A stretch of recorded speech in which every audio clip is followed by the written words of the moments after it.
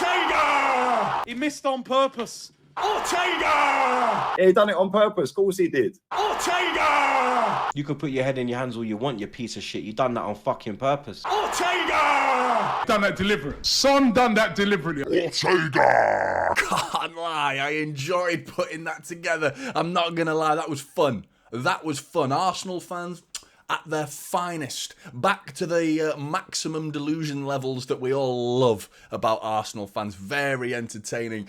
They did it on purpose. He did it on purpose, apparently. Absolute nonsense. But they've been sucked in, haven't they? They've fallen for the trap that Spurs have set them. For that maximum disappointment that, Son, that needs to be played over and over and over again. Ortega! And that clip is going to go down in Premier League history as Spurs handing Manchester City the title to prevent Arsenal from winning the title. It doesn't get any funnier to me. I think that's hilarious that they think that he actually meant that on purpose. I mean, to be honest, they themselves, those individuals that I've just played there, they don't deserve anything to them. But there is, as a collective, Arsenal fans got what they deserved yesterday because of that small minority of idiots that rocked up what they thought was the Manchester City hotel to set off fireworks in the middle of the night to prevent Manchester City from getting the sleep that we need to play this match and disturb us. You know, we saw Kyle Walker laughing at those ultras, you know, that little group of lads that all wear black shirts and bang the drum. Do you know what I mean? Like, oh, yeah, that's impressive, mate. You started that last week, mate. Ultras. Makes me laugh, to be honest. And those ultras rocked up to the wrong stadium and set off fireworks to nobody. So some poor Joe Bloggs, some poor random people have got woken up in the middle of the night while Manchester City players are sitting there peacefully sleeping, imagining the Premier League trophy and how they're going to beat Tottenham Hotspurs at the Tottenham Hotspur Stadium and making those Arsenal fans cry themselves to sleep once again. But the job is not done. But one thing I wanted to highlight was the fact that this, to me, it's all about Spurs and how they threw it, apparently, and how much their fans didn't want it. That whole image for me is just wrong. So wrong. The incidents that happened in the game. Son's shot was on target. If he wanted to miss it, there's a lot better ways than doing it than that. You smash it into Rosette if you really did that deliberately. Honestly, I couldn't believe that every single one of them said that he did it on purpose. Oh, it does make me chuckle, I'm not going to lie. But Vicario, 2 world-class saves. That first one for Phil Foden, did he do that on purpose? Was that on purpose, or was that just for show? Just part of the charade to try and get away with it, try and make it look like we care, but we don't really care, do we? No, we don't. We want to lose this game. 2 unbelievable saves. Bentancur coming off the pitch and kicking the fuck out of that chair on the substitute bench. No, he didn't care at all. He looked like he didn't want to be there, mate. If he didn't care, he'd have just sat down quietly and taken his paycheck, had a little smoke of a pipe, off he pops, carry on with his day, and Arsenal do not win a Premier League title. He cared, mate. He was booting everything, left, right and centre. Kulusevski, how many chances did he get? He came on and turned that game on its head. Once we went 1-0 up, Kulusevski comes on and he starts being a genuine threat, producing saves from Ortega as well, prior to that Son one. Again, effort. The Ange Postecoglou interview, he seemed to care quite a bit, having a pop at the small minority of Spurs fans that wanted to do the celebration with City and celebrate the fact that Arsenal didn't win the league. But there was nothing on that football pitch that showed to me that those players did not care or did anything on purpose to throw the match. You know, and that's just to discredit Manchester City. Nobody wants to credit Manchester City for the unbelievable achievements that we have already achieved and have every chance of achieving going forward. Looking at a 4P, never been done in English football. People say about the Premier League, so we're talking English history here. We're talking about something that's never, ever, ever been done. Unprecedented achievements by Manchester City. You need to slap a respect label on our name. You really do, and that'll never happen with the 115. We have to accept that as Manchester City fans. But on the pitch, we are absolutely delivering. You can forget the 115. That's a subject for another day, because that's a subject that's going to come firmly down the throats of all of these rival fans that are looking at the Manchester City success and helping them sleep is calling us cheats. Now it's like discrediting us completely and making the presumptions that these Spurs players just threw the game. You know, brown paper bag jobs. You know, giving up. absolutely abhorrent like accusations that they just can't credit us, can they?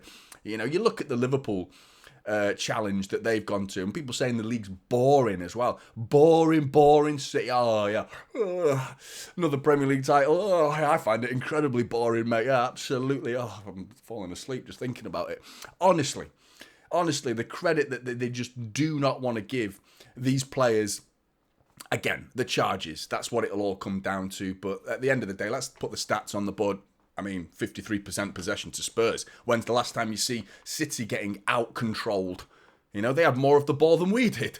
You know, as you can see, 53% possession to our 47%. 10 shots to our 8. 5 on target each. We beat them in the XG department. We equalled them on the big chances department. We had less passes than they did. They 14 fouls to them and 11 to us. 3 yellow cards each. That, to me, is an indication that Tottenham Hotspur turned up, and they turned up to win.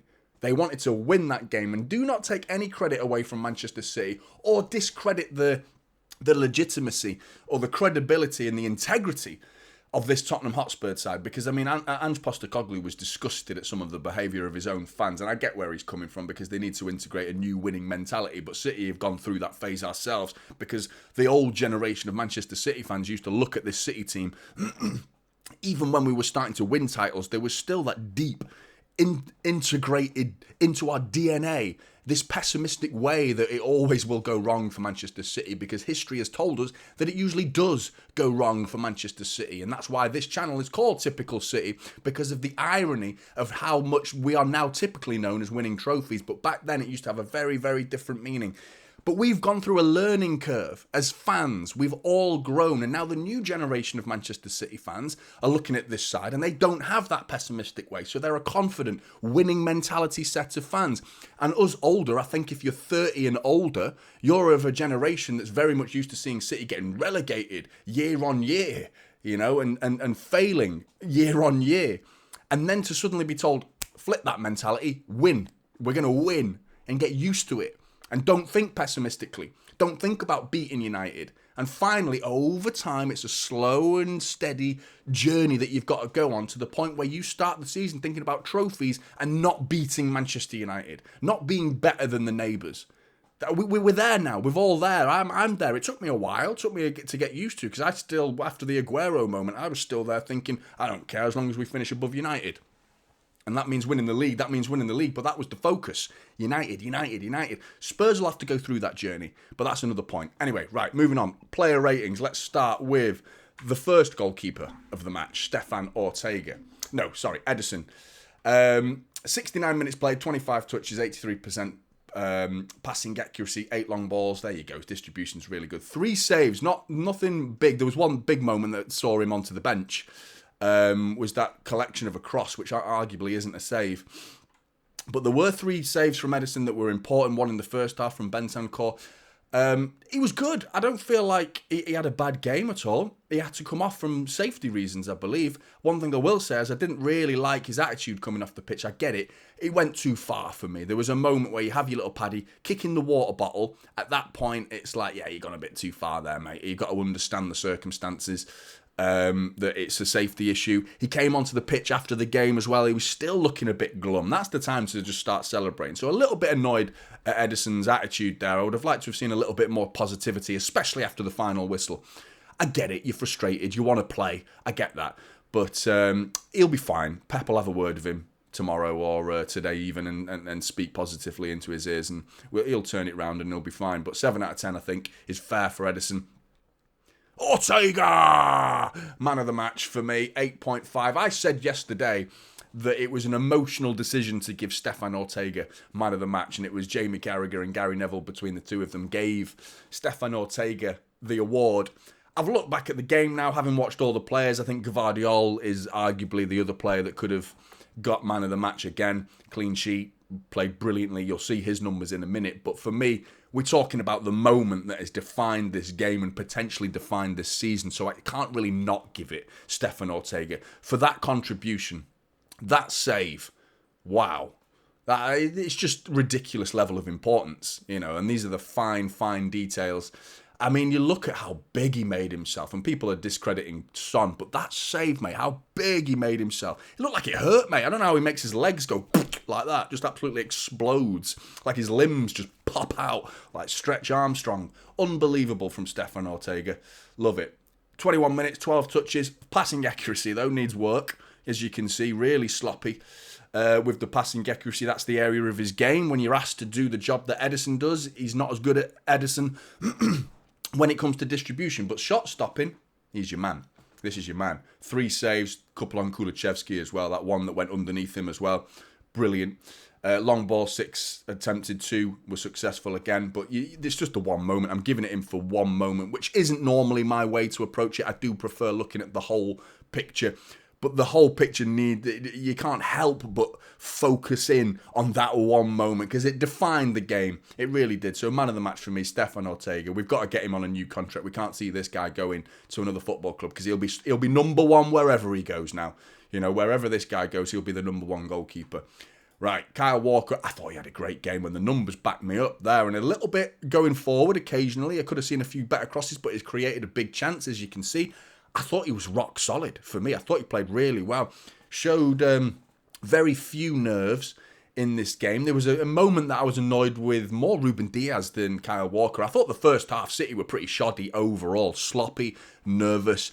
They all settled in the second half. That goal from Erling Haaland helped that happen, definitely. I felt Kyle Walker throughout the 90 minutes was fairly solid, though. There was little moments that I thought, oh, Kyle's looking shaky. Not really. I thought he was solid throughout the game. 62 touches, 87% passing accuracy. 3 tackles, 4 out of 5 ground duels, a key pass, big chance created, 2 dribble attempts, 1 was successful. So he's got both ends of the pitch covered there pretty well, defensively and creatively. Coming forward, doing his thing. Not bad at all from Kyle Walker, 7.5. Ruben Diaz, solid at the back.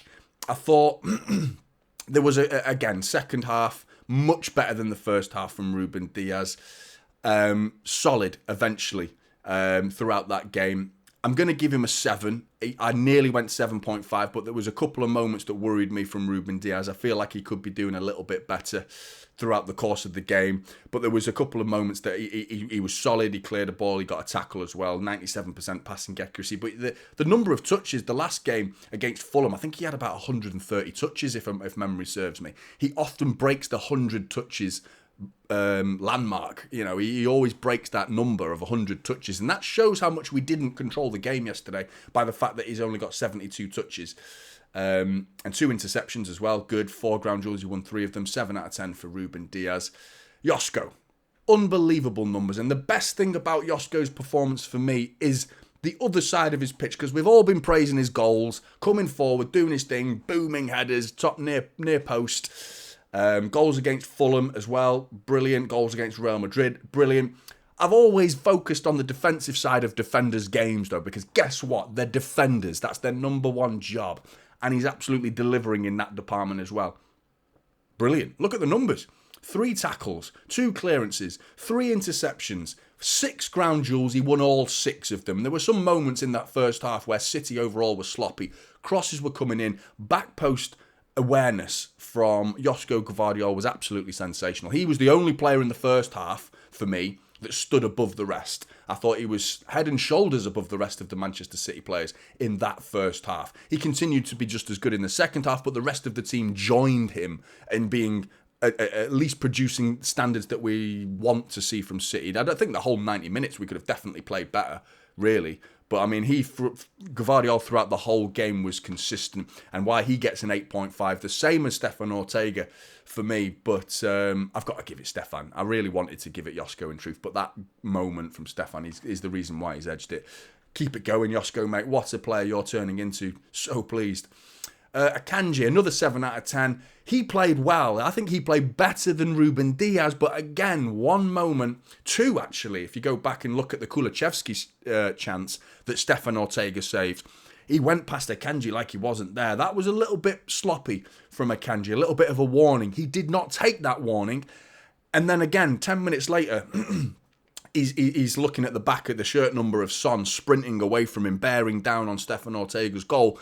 Again, another mistake from Akanji that nearly proved to be costly. But outside of those mistakes, he played really well, I thought. I thought he did really well, Manuel Akanji, to the point in the watch-along where I said, I love you, Manuel Akanji. I said those words, and I meant every word as well. I mean it, and I still love him. Of course I do, but after I'd said that, he went and produced 2 shocking mistakes that very nearly cost Manchester City the Premier League title.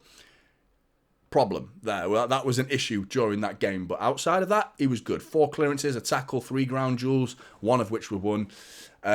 Good from Manuel Akanji, and there you can see that error that led to a shot. 7 out of 10 for Manuel Akanji.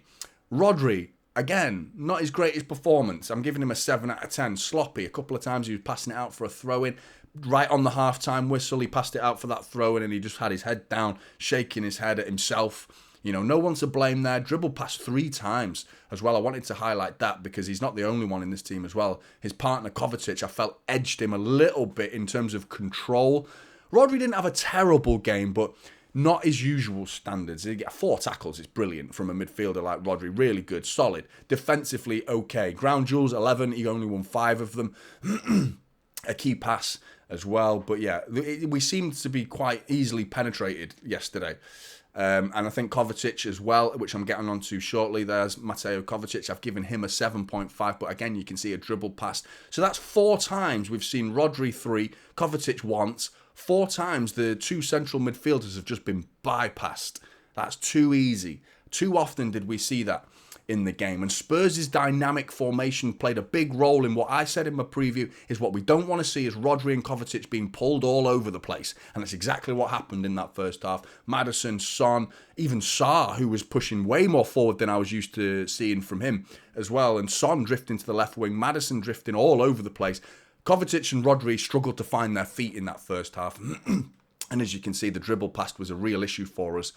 But he too stepped his game up. I do feel like Kovacic controlled the game a little bit better than Rodri. A couple of moments Kovacic slipped, actually, memory serves me. There was quite a few, actually, where it seemed like the pitch was a little bit greasy. Not really his fault that he's slipping, but outside of the slips, he was pretty solid in the way he controlled that ball. 96% passing accuracy as well. 3 tackles, 1 less than Rodri. 3 interceptions, though, is really good. And he only lost the ball 5 times compared to Rodri lost the ball 12 times. So there you go. A little indication that he did control the game a little bit better than Kovacic did. Foden. Now, he got, like, on some of the ratings that I collect my stats from, he got a 6. A 6. For Phil Foden, which is an example of how the numbers don't tell the full story for me, because I've given him an 8, and I feel like Phil Foden deserves an 8 in this game. It's not English bias or anything like that. You've seen me nail some of these English players to the wall. I do not have any English bias towards any players whatsoever. In fact, I'm a little bit more critical of them than I am of other people.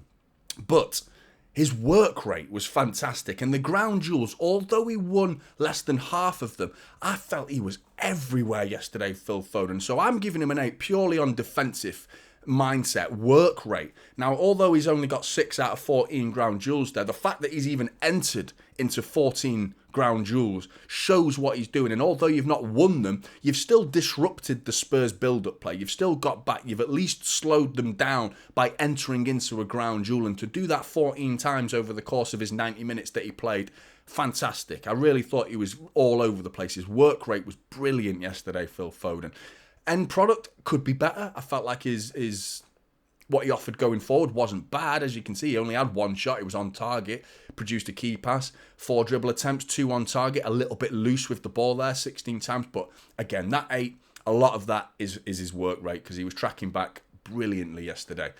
De Bruyne struggled for me. I felt he's got an assist. Again, that's what he's all about. He's all about output, isn't he? G&A.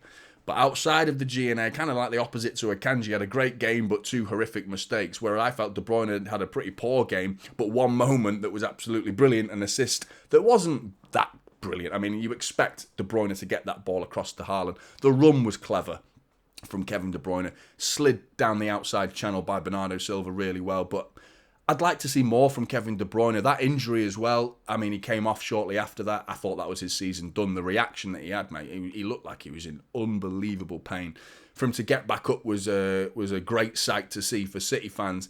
But the sight we want to see is the Kevin De Bruyne I mean, he got an assist, didn't he? So we saw what we wanted to see from Kevin De Bruyne. But I'm talking about the 90 minutes, and the 61% passing accuracy is a real indication of how loose he was with that football yesterday.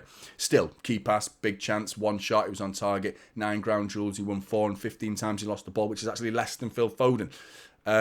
Still, I think the eye test, I think De Bruyne wasn't at it. He wasn't at it against Wolves. He wasn't at it against Fulham for me. But those games he produces assists. So it's hard to argue. So I've still got to give him a 7 because the output has been there. Whether you want to criticise his performance like I am doing, I am definitely doing that. Output is all that matters at this stage of the season. So 7 out of 10 for KDB. Doku. Again, we're talking about moments. 7.5 is what he deserves for me. Coming onto the pitch, 21 minutes he played. A decisive moment that was key to us getting all 3 points in this Premier League clash with Spurs, and it was of the utmost importance to do what he did. He came on, he was a live wire. I thought he started the game a little bit centrally, but eventually drifted out to that left-hand side of the pitch where he caused his most damage. Ran Pedro Porro a little bit ragged in that short space of time that he was on the pitch. He got a tackle. 8 ground duels, he won 4 of them in 21 minutes. 8 ground duels is brilliant as well. 1 shot, 3 dribble attempts, he completed 1 of them. I'm not sure if one of the 3 isn't considered completed because he was fouled and he wins the penalty in one of them, and that is the moment I'm talking about, and that's the moment that gets him at least an extra 0.5 on his score. Great from Jeremy Doku. We just need to see that end product next season. Can't wait to see Jeremy Doku. 7.5. Bernardo Silva, another 7.5. Again, talking about the work rate a lot here. I thought he was all over the place in a good way.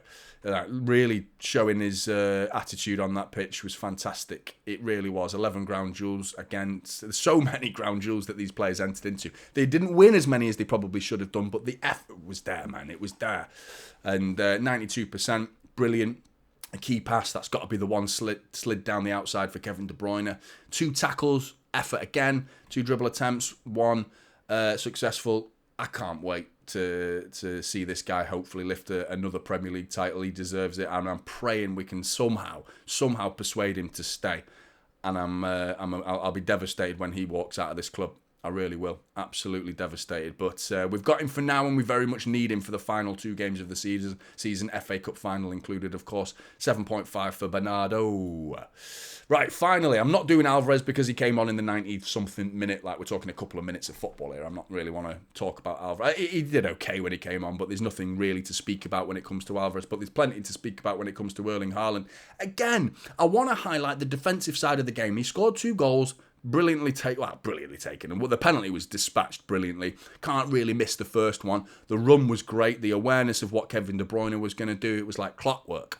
It was all fluid football from Manchester City, and this guy wants that. He needs that, and he will always be there at the end of the move. And he was. That's his job. Tapping it in is all that we care about, and he gets himself a goal. No tapping for that penalty, though. They absolutely smashed that in the top corner under immense pressure. But I want to talk about getting back and defending twice from corners that were vital, and I want to see more of that. I remember Didier Drogba was one of the best centre-forwards in the Premier League I've ever seen. Alan Shearer as well. Those 2 players in particular, they used to get back for corners and stand on the near post. The amount of clearances that those 2 guys have done and saved their teams, Chelsea and Newcastle, over the years from conceding goals from corners by getting back and doing the dirty work, doing the work that he really doesn't want to do. I know he doesn't want to get back, but he's a unit. Think about the size of the players that we've got if you include Erling Haaland getting back to defend corners with Rodri, Ruben Diaz, the size of Ortega or Edison, Manuel Akanji, and players that can leap like Nathan Ake and Gvardiol, who have got a spring in their step, mate. Big guys that we've got now in this side that are dominant in the air, and you add him to a near post, and I feel very comfortable. And his contribution defensively in the first half was there for me, and I saw there was a couple of clearances that I was really pleased with. But again, he scores 2 goals. I gave him a low score for that miss against Fulham. He did it on purpose. No, he didn't. But that miss against Fulham, it was a bad miss. He had a average game. He's got to be taking those chances. And the one thing I said in my player ratings after the Fulham game was he will score again before the end of the season, and I promised it you. And I mean, I've not delivered, he's delivered, but I knew it was going to happen, and it absolutely has. So he has to get an 8 out of 10 for me, because he's on the pitch for one job, and it's to score goals, and he scored 2, and we won 2-0. So arguably could get man of the match, going off the history of how man of the match awards get handed out. It's normally the goal scorers, but in this scenario, this is why Ortega deserves it for me, because of what he did defensively. And I felt like it was a defensive performance that City can be proud of, because Spurs were a threat. They absolutely were. They were it was a tennis match at times, very open, very entertaining for the neutral, but very unlike Manchester City, and we can't afford to play like that against West Ham. I'm almost certain we won't. Credit to Spurs. They played well. They played bloody well, I thought. Really well. And it's why we struggled.